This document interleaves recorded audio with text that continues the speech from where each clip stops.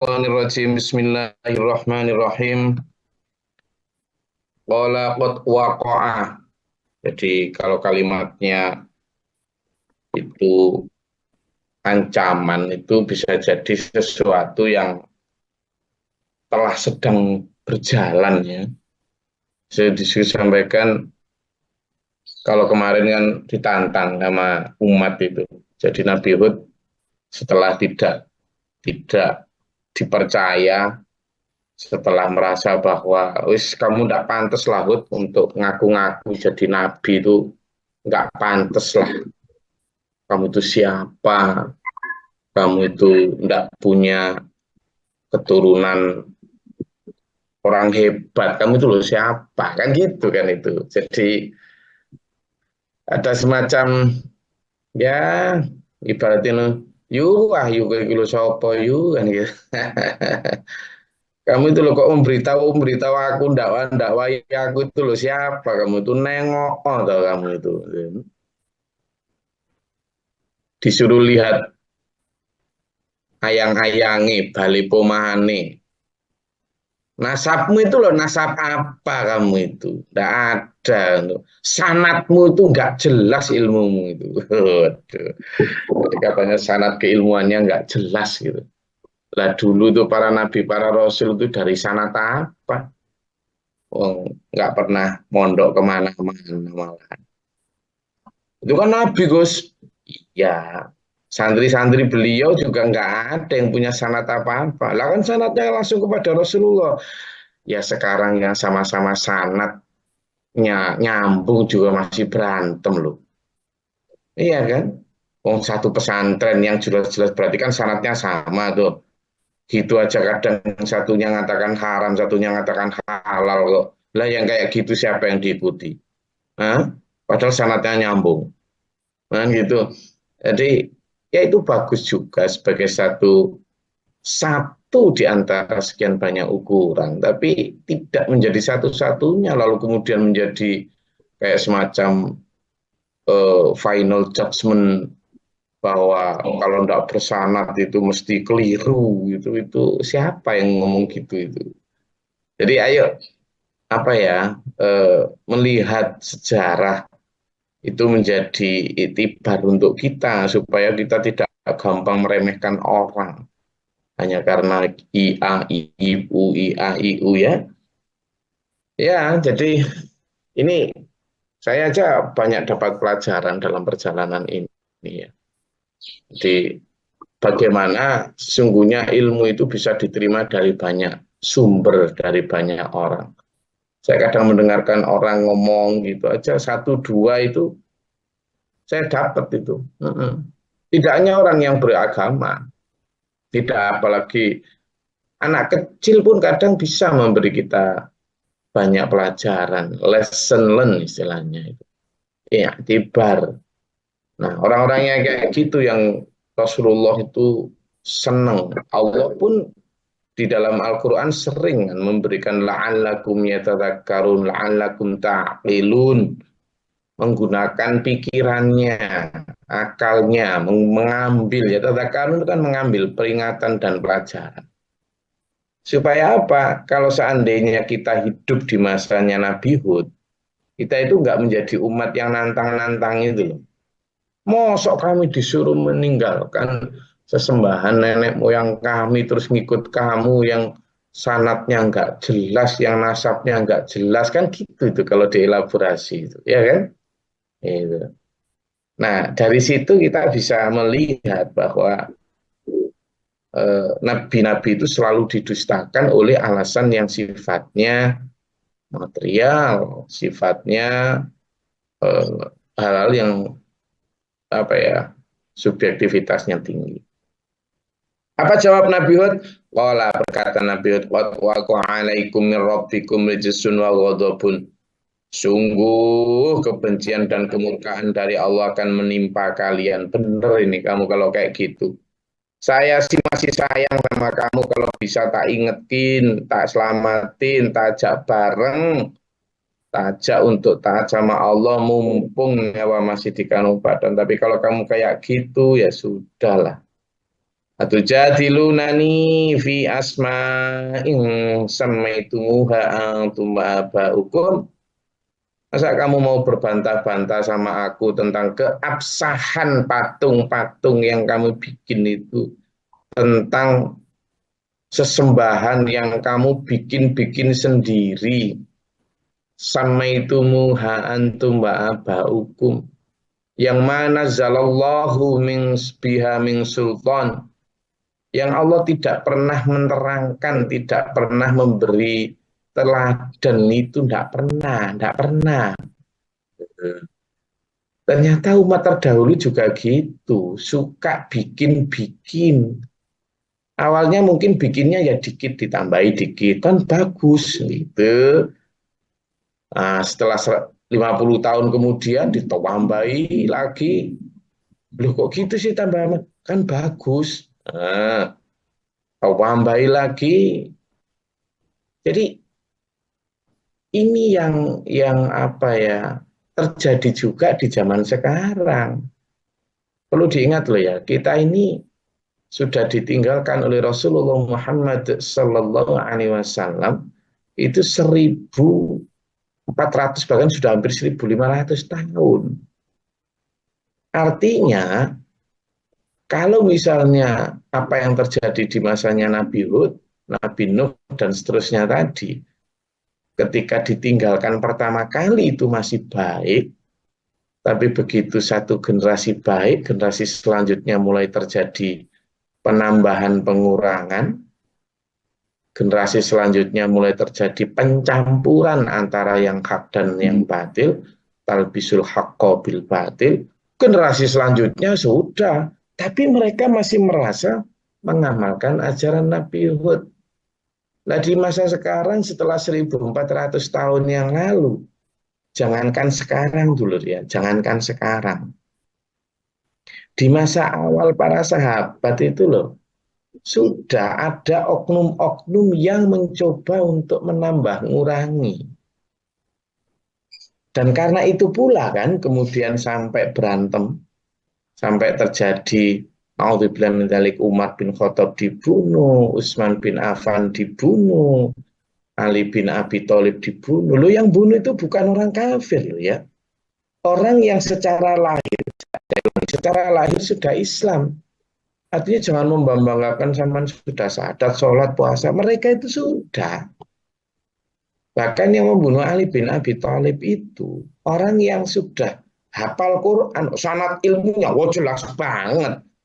Oh, mereka sudah langsung ikut ngaji sama Rasulullah. Jadi apakah sanad ilmu kemudian menjamin itu bukan hanya sanad dari bahaya sampai enggak langsung. Nah ini yang apa akhirnya sampai ke generasi tabiin pun perang kan antar orang beriman. Nah yang kayak gini dulu, yang kemudian apa yang mana zalallahu biha min sultan, yang dulu Nabi Hud menyatakan gak ada Allah mengajarkan kayak gitu, itu gak ada. Kok kamu bikin gitu, itu gimana? Tapi mereka yang merasa ada, ini tuh baik gitu. Gitu loh. Entah setelah maghrib kemudian mereka misalnya zaman dulu kan ya Allah alam sholatnya kaifiahnya seperti apa. Misalnya Nabi Hud tidak mengajarkan setelah maghrib ada loncat-loncat gitu misalnya. Wah ini setelah maghrib sholatnya sambil loncat-loncat wiridnya. Nah kan baik biar semangat. Lama-lama generasi selanjutnya bukan hanya loncat-loncat, joget-joget. Dicampur dengan musik. Wiritannya itu kan baik biar jadi wah wis nggak karu-karuan gitulah. Nah penambahan semacam ini yang dikritik juga oleh Nabi Hud di sini. Kalau dulu kan memang sesembahan itu dalam bentuk patung, dalam bentuk apa, penambahan dan sebagainya itu. Sampai umatnya Nabi Musa kan juga begitu. Mereka membuat sapi, patung sapi yang diinisiasi oleh Musa Samiri itu. Sebenarnya bukan kok tanpa dasar loh ya. Ada dasarnya gitu loh. Dasarnya apa? Loh, Nabi Musa mendapat mukjizat bisa menghidupkan orang yang mati dibunuh. Itu dengan cara diperintah Allah menyembelih sapi loh. Sapi yang berwarna kuning keemasan, ya kan? Yang kemudian disuruh motong kakinya lalu dipukulkan kepada korban pembunuhan itu. Atas perintah Allah, siapa? Ya perintah Allah.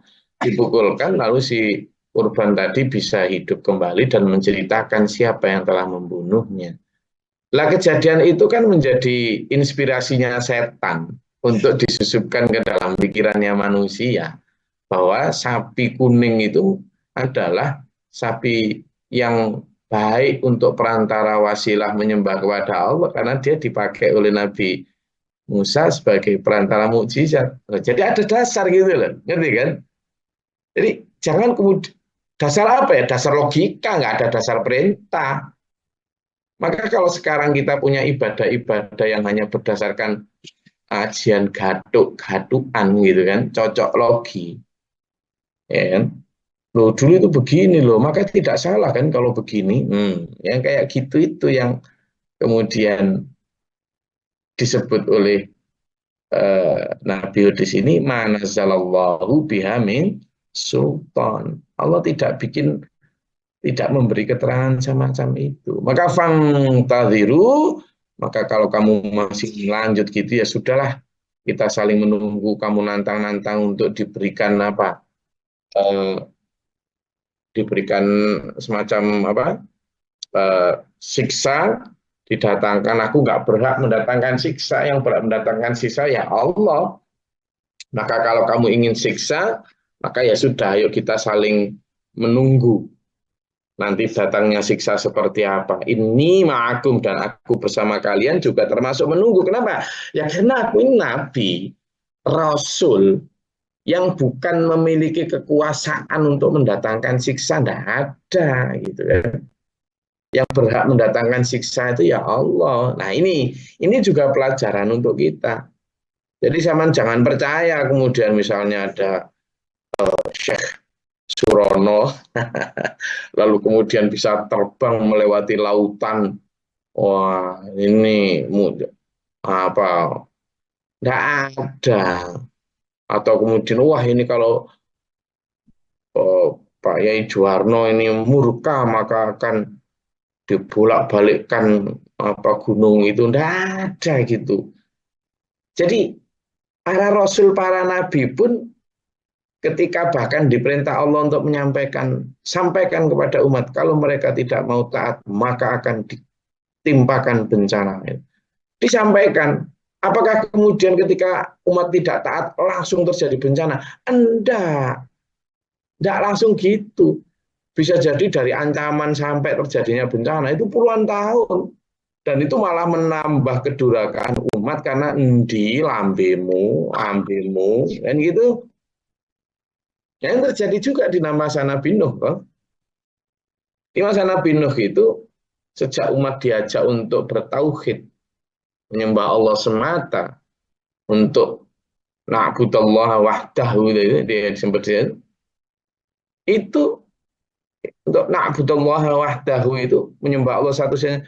Kamu nanti kalau nggak mau menyembah Allah, nanti akan banjir besar loh ya. Nah, waktu itu taruhlah Nabi Nuh itu daerahnya di daerah pegunungan gitu, perbukitan, lalu ngomong tentang banjir itu loh, kayak dikepres sama umat. Sudah ngomong banjir, nggak datang-datang. Lalu Allah perintah, mau bikin isna'al fulk, bikin kamu perahu. Lah bikin perahu di atas gunung, lebih namanya galangan kapal itu semuanya ya di mana? Di mana? Ya di pinggir pantai. Lah ini Nabi Nuh diperintah Allah bikin perahu di atas gunung.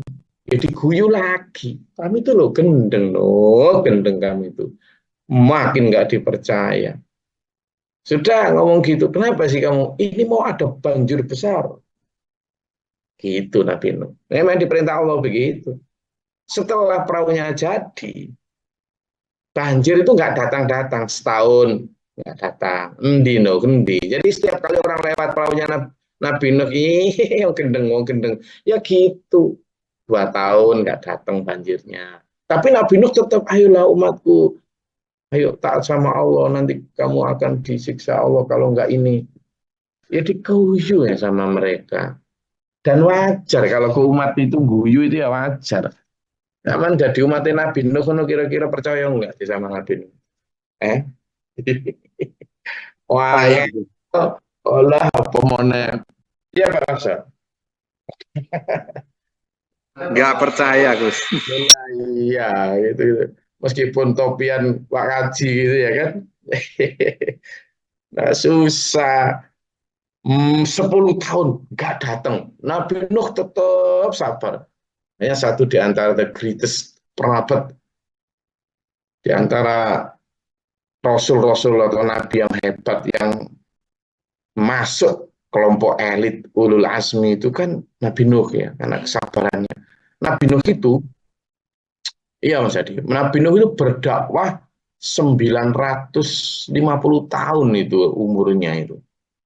950 tahun. Jadi kalau sampean dan saya, Telur ya, lalu diperintah Allah untuk juga berdakwah kepada anak, kepada istri, kepada tetangga, baru dakwah setahun 2 tahun aja sudah loh Gus, sampun loh Gus. Padahal dakwanya ya apa ya sak sempate lah, tiap kurak tiap hari ya enggak. Ya kadang sepekan sekali ketemu di warung gitu aja ngajak, ayo ngaji, mek ngono tok ada. Ngono tok lho wis. Kudu aku sudah dakwah. Dakwah apa to Mas? Mas. Saya lo ngoceh tiap pagi sama sampean ini loh. Masih masih nggak ada apa-apanya sama Nabi Nuh. Ya kan? Saya tiap hari ngoceh sama sampean kayak gini. Udah gitu tiap pekan di live streaming Facebook. Udah gitu tiap pekan juga ngaji sama. Jadi apa yang kita inginkan? Loh, kita belum ada apa-apanya sama nabi-nabi dulu tuh loh. Makanya dakwah semacam itu Nabi Nuh. Loh, 20 tahun. Apa yang diancamkan tadi? Mata iduna gini gitu. Yang orang-orang umat itu. Ayo wes, Fatina, datangkan kepada kami bima ta'iduna. Apa yang kamu ancamkan pada kami itu. Ingkun tamina sodikin. Kalau kamu memang benar. Nah, diperintah Allah ngomong memang mau ada banjir. Enggak banjir-banjir. 10 tahun enggak banjir. Akhirnya apa? Dijadikan toilet umum perahunya Nabi Nuh itu. Betul, tuh. Dijadikan toilet umum.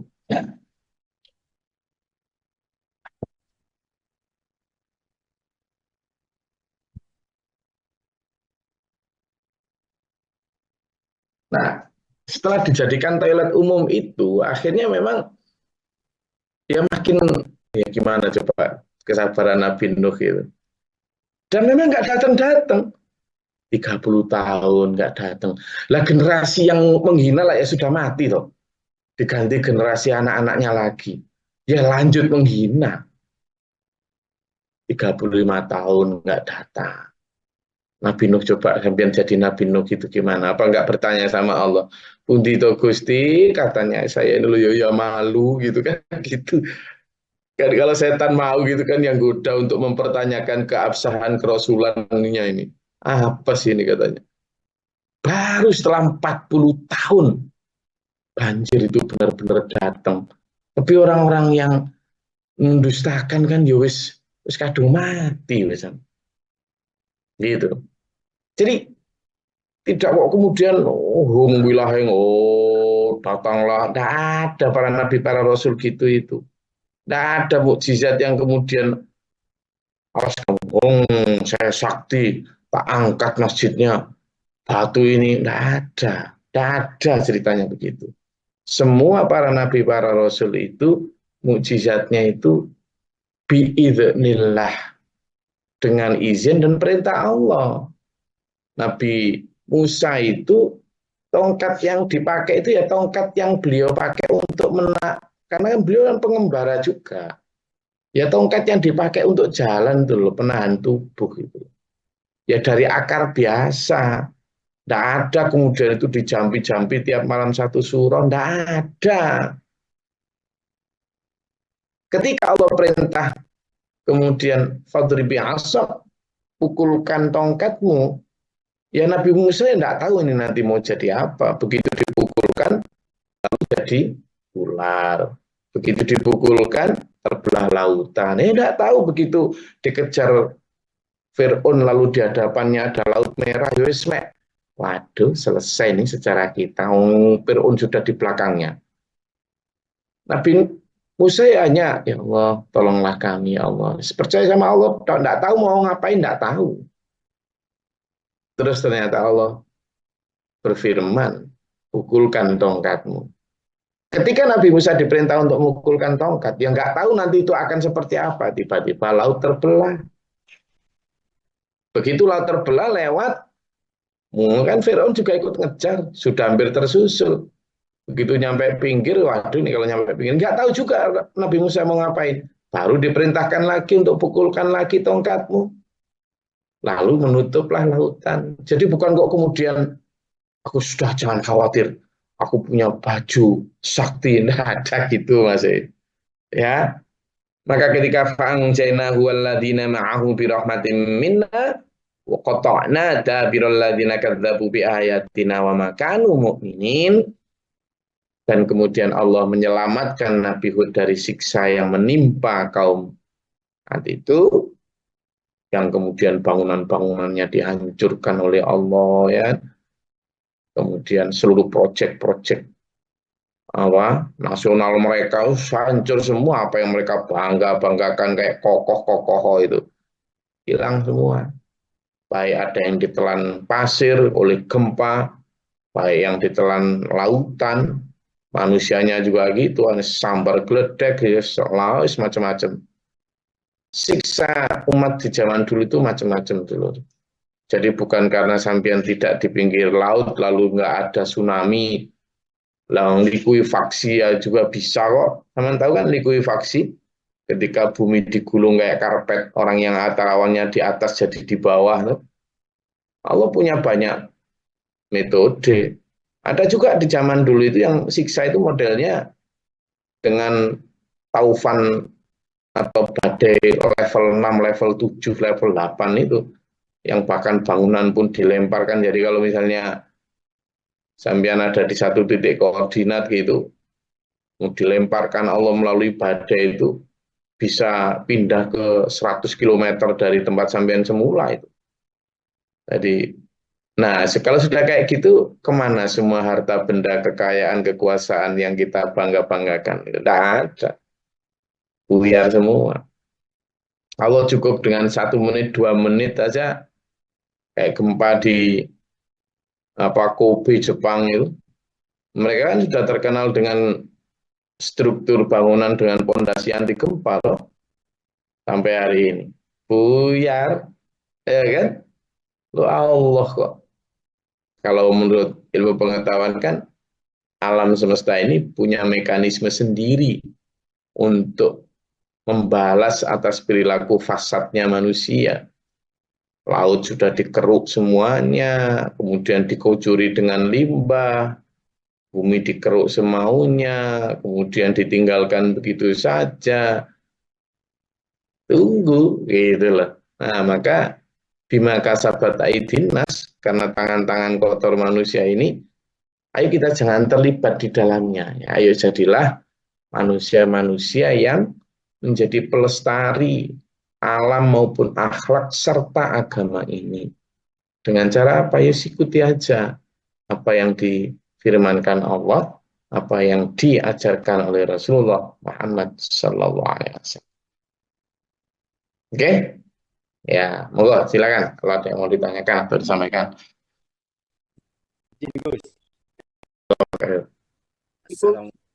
Pak Mas Bayu apa Pak Yan ini? Silakan, Pak Yan dulu aja, yang lebih tua. Bagus. Kalau dulu waktu mohon izin Gus, saya lagi di jalan nih Gus. Ya, gimana Pak Yan? Bangi, izin tanya. Tadi kan dibahas terkait penambahan bahan dalam yang saya tanyakan kan dasar hukum untuk salah satu acuan hukum untuk membuat hukum itu kan kias Gus ya. Ya. Kias itu dicontohkanlah dengan sesuatu yang ada pada. Saya misalnya gini Gus, pada zaman dulu itu kan pada zaman Nabi itu kan tidak ada terawih. Terawih itu kan tidak ada pada zaman Nabi itu, padanya sholat malam.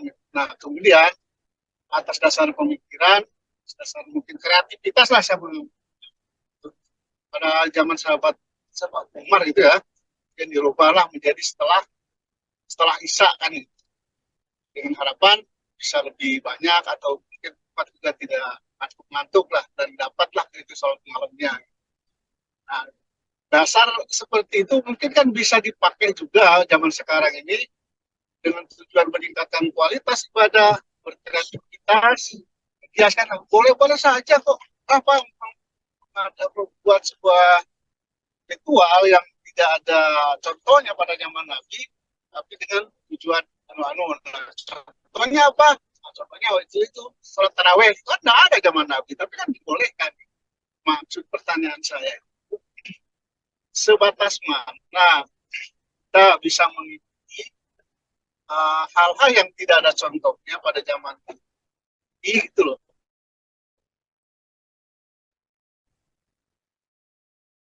Tapi sahabatnya tidak ada contoh tapi tidak sampai sekarang. Mungkin batasannya sampai titik di mana gitu, Gus? Sampai titik di sahabat, tapi atau para ulama sampai mana? Pada dasarnya itu dasar hukumnya tidak ada, tapi tujuan kita kan baiklah berkreativitas. Ini itu aja, Gus. Assalamualaikum warahmatullahi wabarakatuh. Mudah-mudahan bisa jelas karena lagi di jalan. Waalaikumsalam warahmatullahi wabarakatuh. Jadi dasar hukum kenapa Umar bin Khattab, Abu Bakar melakukan di dalam hal semacam ibadah kayak gitu. Rasulullah jelas, ikutilah sunnahku dan sunnah para sahabatku. Saat Rasulullah menyampaikan itu jelas sahabat yang mana? 4 itu Khulafaur Rasyidin, itu yang sudah dijamin. Jadi ketika Umar bin Khattab ya memindahkan waktu tarawih, tahajud itu dari sepertiga malam terakhir ke sepertiga malam pertama, ada 2 hal penting yang perlu dicatat di sini. Pertama, Rasulullah menjelaskan bahwa tahajud itu adalah sholatul lail, sholat malam. Yang malam itu terbagi 3.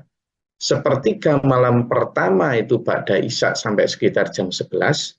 Sepertiga malam kedua itu jam 11 sekitar sampai jam 2 atau jam 3. Sepertiga malam terakhir itu seperti jam 2, jam 3 sampai fajar. Nah, artinya ketika Umar memindahkan sepertiga malam terakhir ke sepertiga malam pertama, itu jelas ada dasar hukumnya dari apa sabda Rasulullah. Pertama. Yang kedua, jadi kalaupun beliau melakukan itu bukan asal-asalan, bukan. Yang pertama. Yang kedua, yang berhak melakukan seperti itu hanya para sahabat.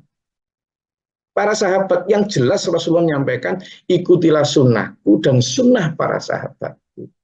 Lalu siapa kita kemudian menambah, ngurangi, lalu dengan mengatakan, kan boleh dulu sahabat. Lalu siapa kita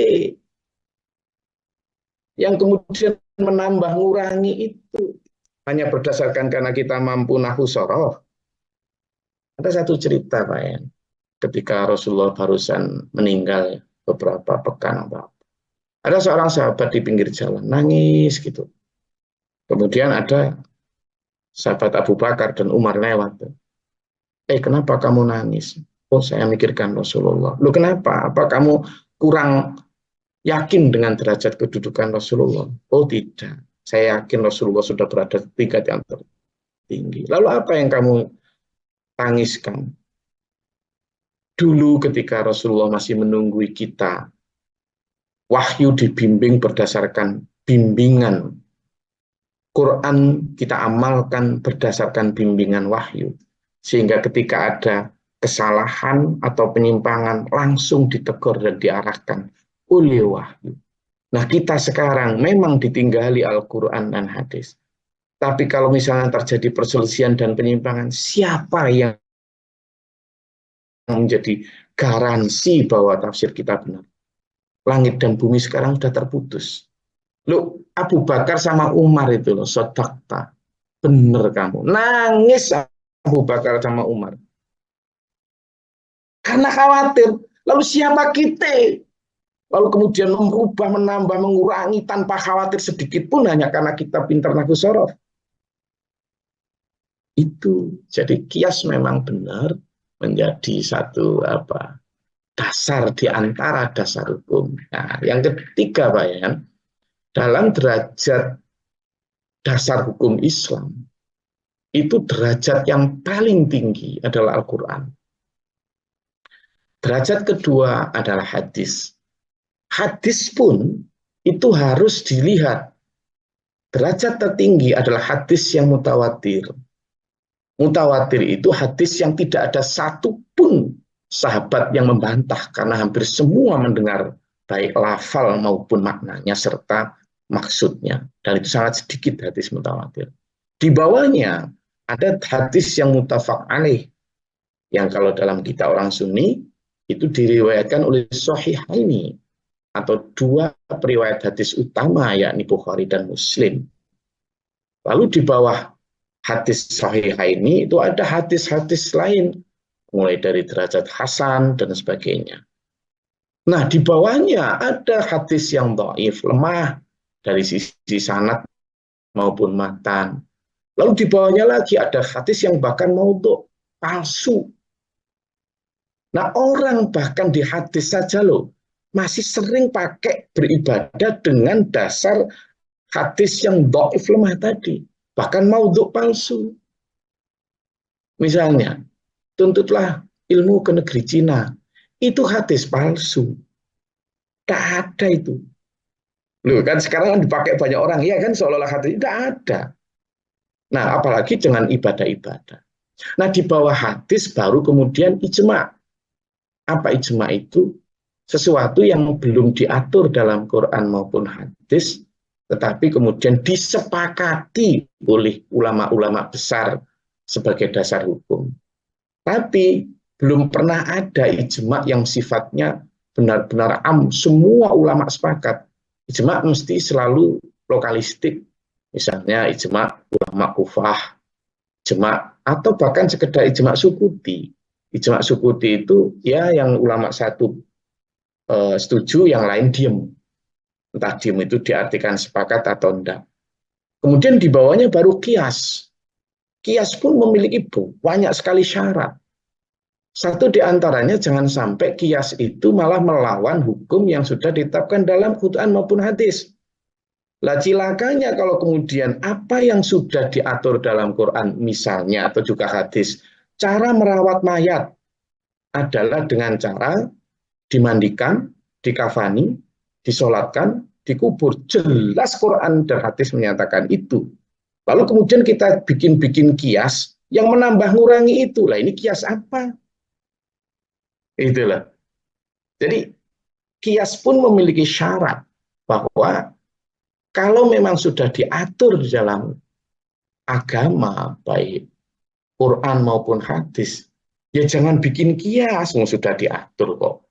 Kias itu maupun ijma' dan di bawahnya ada maslahah mursalah, ada macam-macam, banyak itu ada 12-an sumber hukum. Bismillah, insya Allah saya terangkan, waktunya sekarang nggak cukup. Kalau mau saya terangkan satu semester pun bisa. Nah, itu ada syarat-syaratnya, termasuk kias tadi. Bahkan yang bikin kias pun nggak boleh sembarangan itu. Nah, kalau di masa Umar bin Khattab itu bukan kias, yang dilakukan itu adalah sesuatu yang sifatnya sudah memang ada dasarnya. Gitu. Lalu kita siapa kemudian sok-sokan mau bikin ijtihad di luar yang diajarkan Rasulullah dengan dasar bahwa dulu sahabat melakukan.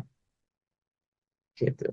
Apalagi untuk sesuatu yang sudah diteladankan Rasulullah, lalu kita menambah, ngurangi hanya karena berdasarkan bahwa kan baik. Jadi Rasulullah dulu nggak tahu bahwa itu baik. Kan gitu kita seolah mengatakan. Nah, sehingga di situ ya, makanya logika itu tidak selalu beriringan dengan kebenaran, karena memang bahkan di masa lalu pun para ulama Bani Israel itu sangat logis alasan-alasannya.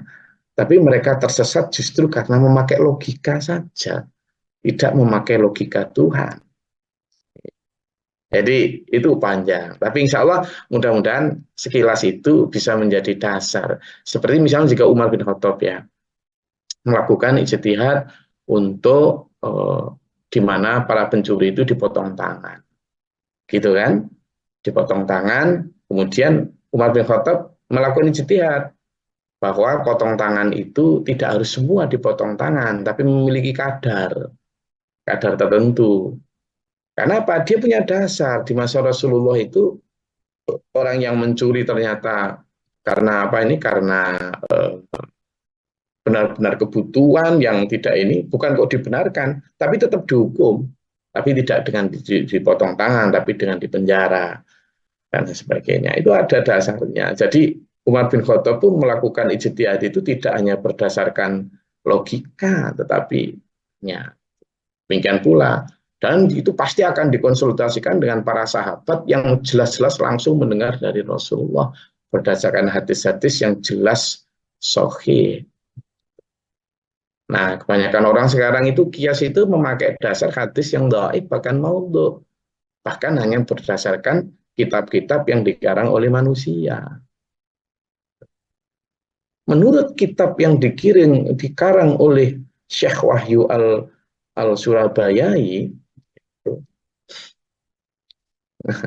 Assalamualaikum warahmatullahi wabarakatuh. Waalaikumsalam. Syekh ini saya tanya dulu Pak Yayan. Oh. Kengken Pak Yayan, Giban. Kalau orang Aceh bilang Giban. Pak Yayan. Ya. Gimana Pak Yayan, Giban, penjelasan jih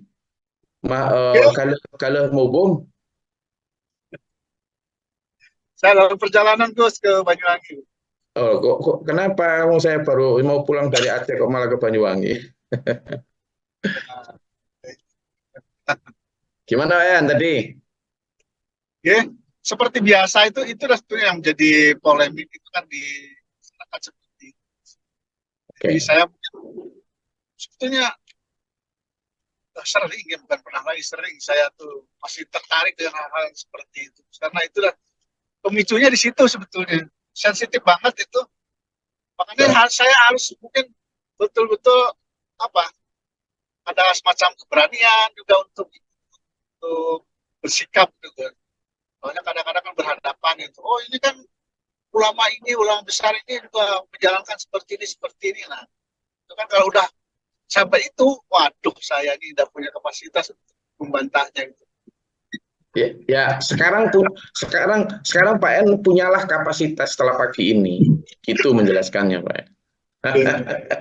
Sekarang Pak Yan punya kapasitas untuk menjelaskan itu. Ya tadi itu seperti itu. Jadi seorang Gus Glory itu tidak boleh kemudian menambahkan sholat fajar itu bisalah direpel sama duha, tidak apa-apa kan, baik aja daripada enggak, kan gitu kan repot daripada enggak. Kalau kalimatnya kan daripada enggak kan berarti baik itu. Baik itu belum tentu benar. Ramadan itu sebenarnya enggak apa-apa, karena Ramadan itu panas ya. Bisa enggak kita geser ke Juli atau Agustus gitu, atau pas November lah, pas hujan-hujan gitu, biar enggak terlalu panas. Ini kan maslahah mursalah, demi kebaikan. Waduh, ya gitu kan. Jadi baik itu belum tentu benar, bukan hanya karena saya seorang Gus, seorang haji kopian tiap hari lalu kemudian saya berhak melakukan itu gitu. Meskipun saya lulusan Ahwalus Syahsiyah, wali tidak. Jadi ada batasan-batasan kalau yang ditanyakan Pak Yan tadi, ada batasannya. Oke? Itu. Jadi hari ini bismillah punya keberanian. Punya kapasitas insya Allah. Tadi kan sudah saya awali bahwa perjalanannya Pak Yayan di Banyuwangi. Al-haditsin wairu wajibin wa nahwiha. Dia mengatakan ini, bermain catur itu diharamkan berdasarkan kesepakatan para ulama jika dalamnya terdapat jika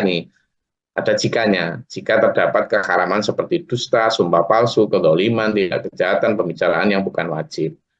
Artinya berarti jika bermain catur sampai melalaikan sholat 5 waktu berjamaah di masjid, nah ini haram. Dan ini yang terjadi kan karena sibuk memikirkan strategi apa segala macam.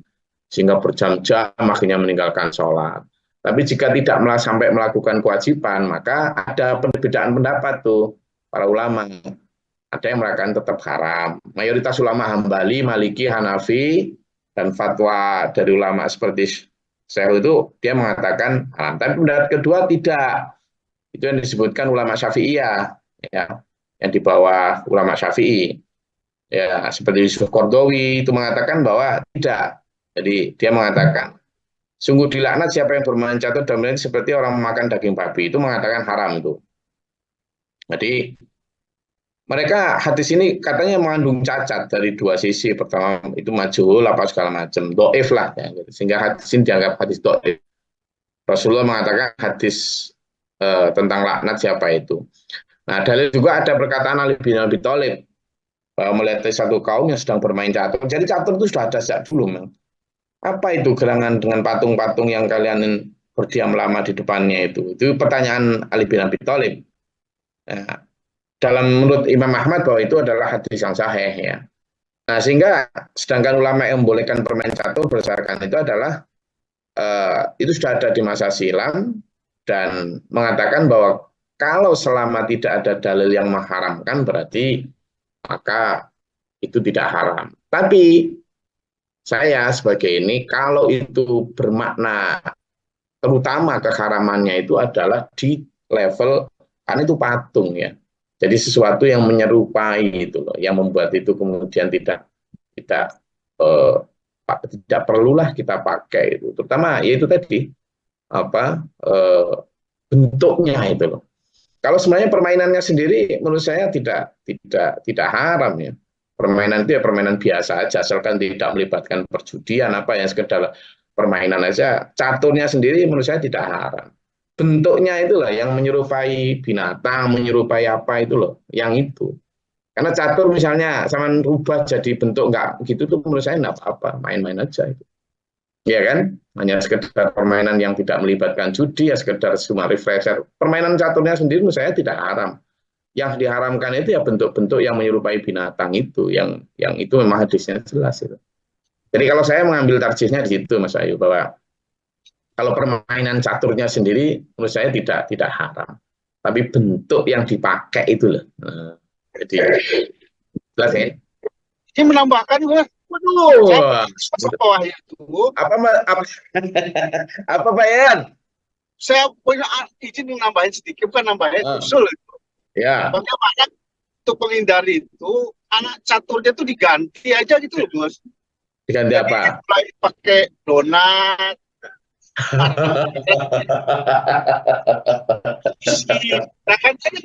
Sampai tak sempil ya nanti. Tapi ada catur hadis yang menerangkan itu Gus, yang menerangkan tentang sama dengan melumuri dengan darah tangannya. Iya, mana hadisnya? Saya pernah baca kalau nggak salah. Iya, mana hadisnya gitu loh. Jadi hadisnya itu harus jelas. Mana hadisnya? Ya, kalau Iya, soalnya kita ini didengar banyak orang. Jadi bagus saja. Memang saya bilang tadi itu. Jadi Ali bin Abi Thalib pernah lewat seperti tadi itu. Menurut Imam ini juga. Tadi kan saya sebutkan semua pendapat-pendapat tadi. Jadi ada beberapa hadis yang terkait dengan itu, kemudian ada yang mengharamkan, ada yang nggak apa-apa dan lain sebagainya tadi. Jadi sebenarnya saya sebut tadi ikhtilaf. Yang namanya ikhtilaf itu ada perbedaan pendapat. Nah kalau ada hadis yang benar-benar sahih, yang memang benar-benar melarang itu, saya ikut. Wis gak boleh gitu aja kalau memang udah sahih. Makanya tadi Mas Syabak Islah tadi yang mengatakan kalau ada hadisnya saya dukung. Gitu loh. Nah, selama tidak ada hadis yang melarang itu, maka hukum dalil usul fikihnya itu kan gitu. Kan al aslu fil asya'i al-ibaha hatta tadullu dalilu ala tahrimi gitu.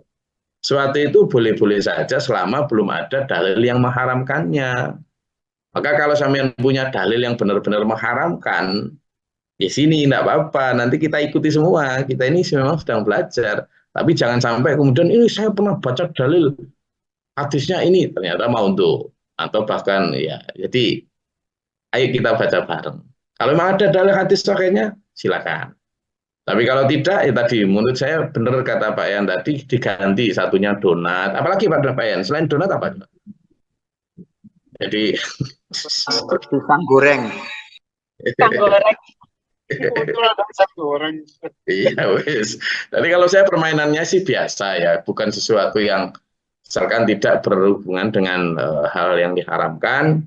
Ya, tidak apa-apa dan tidak tadi tuh sampai berjam-jam menghabiskan waktu itu yang jadi haram itu bukan permainan tapi perilaku kita yang kemudian buang-buang waktu apalagi kalau sampai meninggalkan sholat sampai membatalkan itu ya itu yang dosanya kan di situ makanya tadi saya sebut yang saya tidak setuju adalah hal-hal yang menyerupai patungnya itu yang jadi ini tadi benar itu dirubah jadi donat sampean itu usulnya itu loh ya saya rasa itu ya jadi Mas Satria tadi saya bukan menolak kalau memang ada hadis yang benar-benar bukan sekedar saya pernah baca tapi ada hadis sahihnya benar saya akan ikut untuk menghukumi itu sesuai dengan apa yang disampaikan Rasulullah. Oke.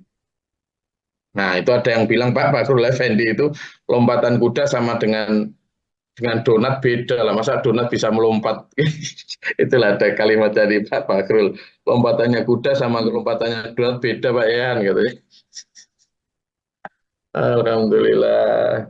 Terima kasih. Ini saya bersama anak saya yang kemarin tak ajak jadi operator untuk podcast saya ini lagi ngapalin Quran ini ya ya santri dia ya jadi tadi malam saya juga diundang podcast itu untuk menerangkan tentang Islam kemajuan itu banyak itu saya bicara tentang future of Islam di salah satu TV di Aceh Sagu TV namanya itu jadi tadi malam itu 3 doktor itu dokter seorang koordinator program S3 di Universitas Ar-Rahnari Aceh kemudian satunya adalah seorang kepala koordinasi penanggulangan terorisme Dr. Mukhlisuddin Ilyas yang jadi moderator itu dan pembicaranya adalah dokter enggak ya dokter ya yes dokter temannya Pak Ju nah, gitu. Ya terima kasih mudah-mudahan bermanfaat dan faedah Allah merahmati kita dan menuntun kita dalam siratal mustaqim ila sunatil amin Allahumma sholli wa sallim Allahumma fir lil mu'minin wal mu'minat wal muslimin wal muslimat Allahumma ahdina fi man hadayt wa afina fi man afayt wa lana fi man tawallayt wa barik lana fi ma a'tayt wa qina syarra ma qadayt fa innaka taqdi wa la yuqda alayk tabarakta rabbana wa ta'ala alhamdulillah wa astaghfiruka wa atubu ilaik Allahumma ta'ala al-bala wal wabaa qad al-hastin wa najina syaitan jama kafara wa najina wa lil muslimin Rabbana la taj'alna Rabbana man faktubna ma syahidin Rabbana la tuzigh qulubana ba'da idh hadaytana wa hab lana Rabbana waj'alna muslimina laka wa inqidatan Allahumma afriq lana sabra sabbi lana wa sabbi la ilaha illa anta adzabannar wa kunna Subhana rabbika rabbil izzati amma yasifun wa salamun alhamdulillahi rabbil alamin wassalamualaikum warahmatullahi wabarakatuh Waalaikumsalam. Nah,